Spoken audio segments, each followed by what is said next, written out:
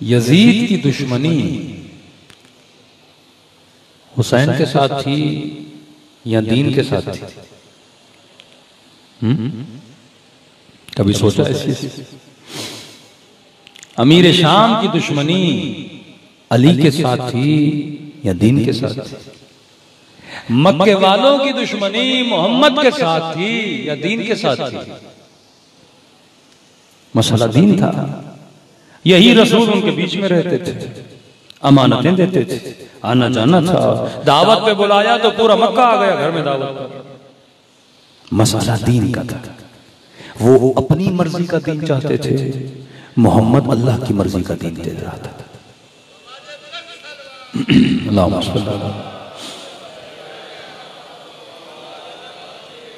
अली के साथ उम्मत का मसला क्या था कि जब 3 खिलाफतों के बाद मौला को खिलाफत मिली, मसला फिर भी मसला दीन था। इमाम ने कहा मैं वो दीन दूंगा जो नबी ने मुझे दिया। बीच में तुमने जितनी गड़बड़ की, अली उस सारे को क्या करेगा? खत्म करेगा। पहला काम जो अली इब्न अबी तालिब हुकूमत में आके किया, मुसलमान जो तरावी पढ़ते वो जमाने से चली हुई आ रही है, इमाम ने कहा मुस्तहब नमाज जमात के साथ न पढ़ो। मेरे नबी ने नहीं पढ़ी जमात के साथ, मुस्तहब नमाज जमात के साथ होती नहीं है। अली ने बंद करवा दी नमाज, कि जिसे पढ़नी है अकेला जाके मस्जिद में पढ़े, जमात के साथ नहीं। आवाजें बुलंद हुई, वाह सुन्नता, वाह सुन्नता, वाह सुन्नता। अली ने सुन्नतों की मुखालिफत की है, मर्जी वाला दीन। अली ने खुलफा की सुन्नत की मुखालिफत की है। एक हंगामा बपा हो गया। इमाम ने कहा मैं दीन की बात कर रहा हूं, मैं तुम्हारी अपनी बनाई हुई सुन्नतों की बात नहीं कर रहा। अली उसी सुन्नत पे चलेगा जो नबी की सुन्नत थी, उसके अलावा कोई और सुन्नत नहीं चलेगी। एक वावेला बपा हुआ, लश्कर तकसीम हो गया, इमाम खामोश हो गए। उम्मत में जब दीन न हो ना, अली जैसा इमाम खामोश हो जाता है। जंग सिफ़ीन में मसला दीन का था ना, वरना 5 मिनट के लिए सोचिए अली की वजूद में ऐसी कौन सी आदत है जो दुश्मन को अच्छी न लगे। सखी भी हैं, शफीक भी हैं, यतीम परवर भी हैं, जल्द माफ करने वाले भी हैं। मसला मसला दीन था। रसूल के साथ मसला दीन का, अली के साथ मसला दीन का, हसन के साथ मसला दीन का, हुसैन इब्न अली के साथ मसला दीन का। आज जवान के ज़हन में यह भूल है कि इमाम हुसैन से यजीद बेअत लेना आया था हुकूमत के लिए। भाई बेअत और वोट ऑफ कॉन्फिडेंस वो लेता है जिसकी अभी हुकूमत बनी न हो। यजीद हुकूमत बना चुका था, उसका बाप अपनी जिंदगी में यजीद की बेअत मक्के वालों से, मदीने वालों से, बसरे वालों से लेकर जा चुका था। मसला यजीद ये नहीं था कि हुसैन बेअत करेंगे मेरी हुकूमत मजबूत हो जाएगी, नहीं। उसकी हुकूमत तो पहले से मजबूत थी। उसे क्या जरूरत थी इमाम हुसैन को जाके करबला के मैदान में रोके और वहां शहीद करे? हुकूमत पहले से मजबूत थी। दूसरी बात, अगर मसला हुसैन से था, बिल फर्ज मान लेते हैं 2 मिनट के लिए कि मसला हुसैन से था। भाई आपका एक सियासी हरीफ है, आप सियासी हरीफ को कत्ल करवा देते हो, बात खत्म हो गई ना। कत्ल हो गया, चला गया, आपका मसला, आपका रास्ता खुल गया, अब आपका कोई सियासी हरीफ नहीं है। लेकिन सवाल यह है, हुसैन इब्न अली को कत्ल करने के बाद, शहीद करने के बाद सर को नोके नेज़े पर रखने की जरूरत क्या थी? शहीद करने के बाद इमाम हुसैन के लाशों को पामाल करने की जरूरत क्या थी? दुश्मनी हुसैन से थी, हुसैन की 4 साल बच्ची को असीर बनाने की जरूरत क्या थी? दुश्मनी हुसैन से थी, हुसैन की माओ बहनों को असीर बनाने की जरूरत क्या थी? दुश्मनी हुसैन से थी, फिर बाजारों में कटे हुई गर्दनों को लाना, असीर बना के बीबियों को लाना, इसकी जरूरत क्या थी यजीद को?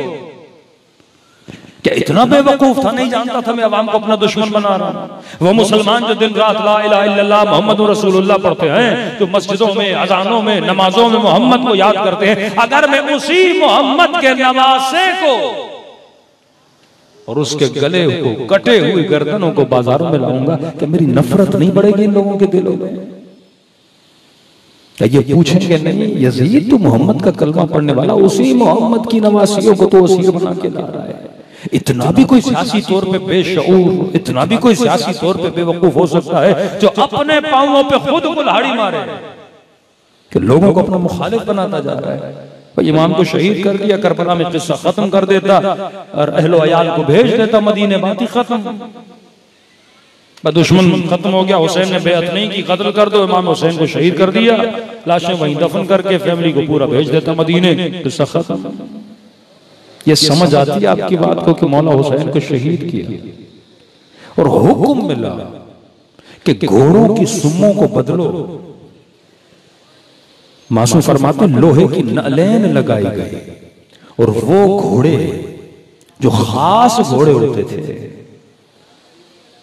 कि जिस घोड़े का पांव अगर इंसानी वजूद पे पड़े तो उसकी हड्डियां चुकना शुरू हो जाए।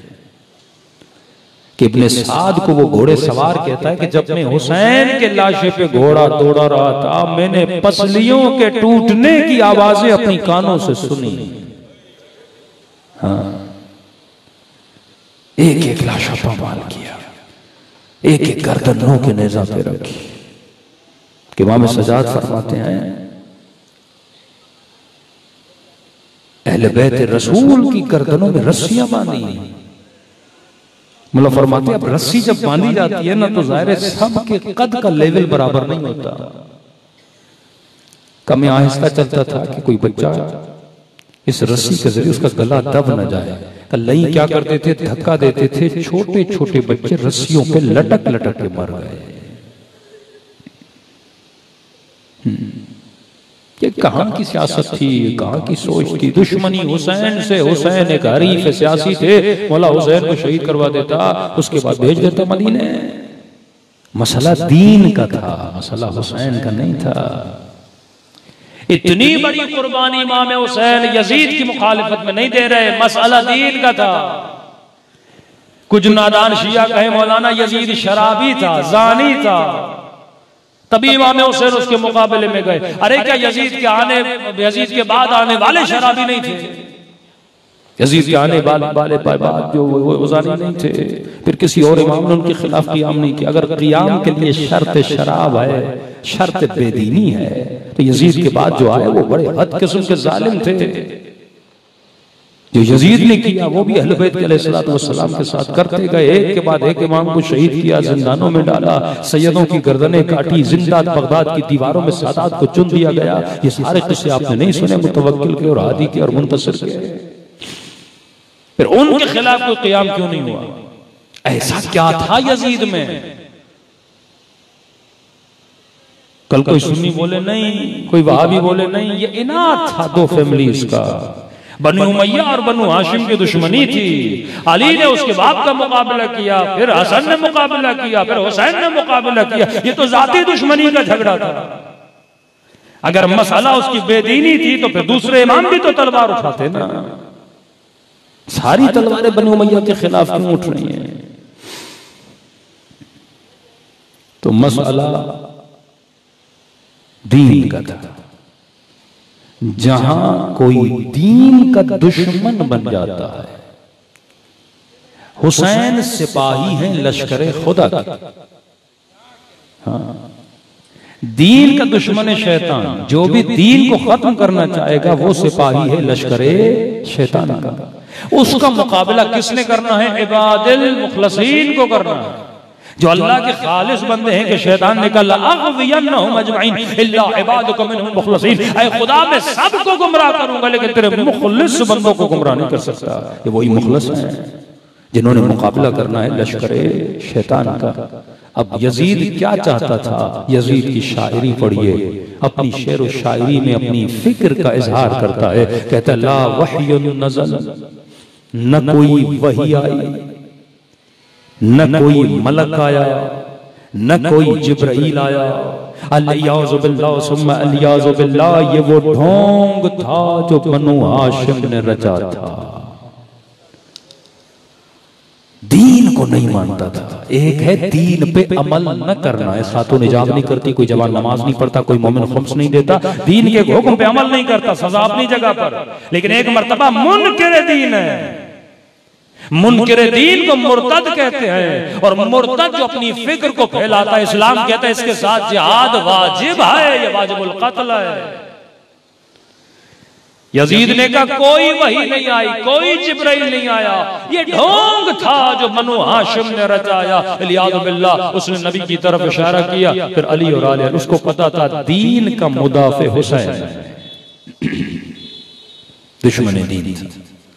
अब सवाल दूसरा जन्म ये लेता है, यजीद को तो उसका बाप बोल चुका था कि हुसैन से बेअत नहीं लेना, क्योंकि हुसैन कभी तेरी बेअत नहीं करेगा। फिर इमाम हुसैन से बेअत क्यों ले रहा है? और अगर इमाम हुसैन को कत्ल कर दिया, फिर इमाम हुसैन के अहलो अयाल को असीर क्यों बनाया? सोच क्या थी यजीद का? एक एम था, उसके भी तो थिंक टैंक थे ना। मकसद था कि मैं लोगों को वापस उसी दीन पे लाऊं जिस दीन पे यजीद के आबा व अजदाद थे। इस्लाम को जड़ों से निकाल दूं, लोगों को बोलूं कोई दीन वीन नहीं, क्योंकि अब वक्त था यजीद बोल सकता था, क्योंकि इतना स्लो पॉइजन देके मुसलमानों के ईमान को कमजोर कर दिया। ईमान कमजोर था तभी नबी का नवासा कत्ल हुआ ना। ईमान कमजोर था तभी बीबियां बाजारों से गुजरी, मुसलमानों ने कुछ नहीं किया ना। सल्लल्लाहु अलैहि मोहम्मद वाले मोहम्मद।